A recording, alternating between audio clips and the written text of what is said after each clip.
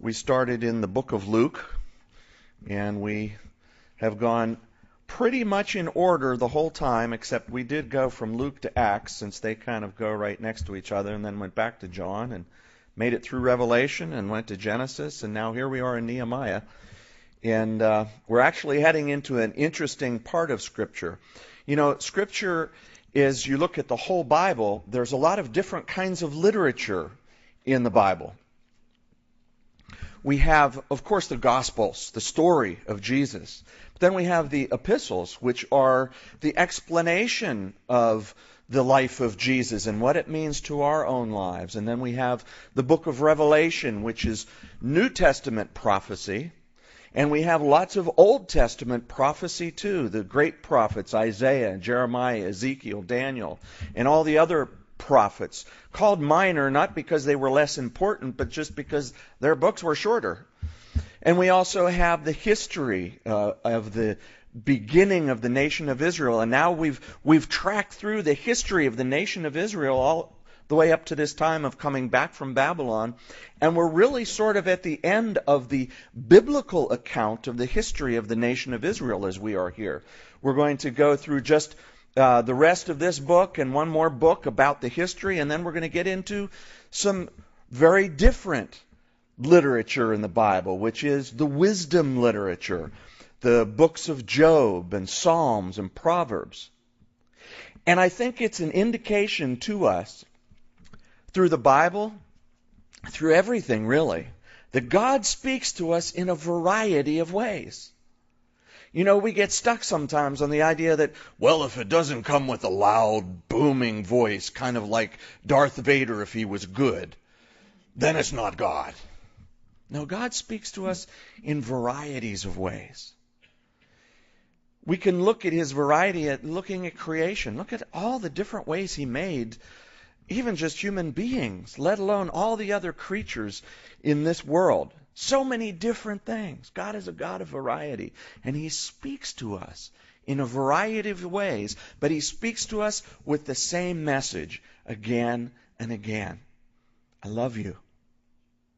I love you so much that I know since you can't make the way on your own to reach me, you cannot be perfect enough, you cannot do enough to be perfect, I have made the way for you through Jesus Christ. Come unto me. If you're weary and heavy laden, I'll give you rest. It's the same message all the way through, and that's what's so cool. Now, in the book of Nehemiah, we're in chapter 6, and we've talked about how the book of Nehemiah is about rebuilding. It's about rebuilding, well, the city of Jerusalem, the temple, the altar, all those things. But we've been making application to our own lives in the way that God rebuilds our lives and the proper sequence of rebuilding. And now we come to the final act of construction in the city of Jerusalem, and it is a critical detail. The gates. The gates? Well, even more specifically, the doors on the gates. Well, gosh, we got this great big wall. Isn't that good enough? Well, we'll talk about that. But remember how we have laid out this application of the book of Nehemiah, that the first thing they built was the altar. That first, for rebuilding in our lives, we first come to Christ. We first go to the altar of sacrifice, the cross of Jesus Christ. That's where we start.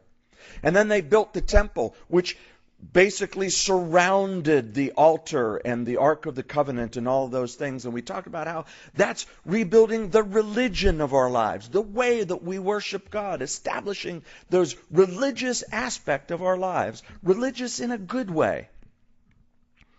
And we talked about how rebuilding the walls is like rebuilding our everyday lives, rebuilding our day-to-day walking through life. But now we come to the gates. The gates. Now what's a gate? Well, for Jerusalem, the gate was the way to get through the wall. It was the way to get inside. And in the same way, the application we're going to make this morning about the gates, and especially the doors on the gates. The gates are the entrance into our heart and our mind and our soul. There is an entrance into our heart. There is an entrance into our mind and into our soul.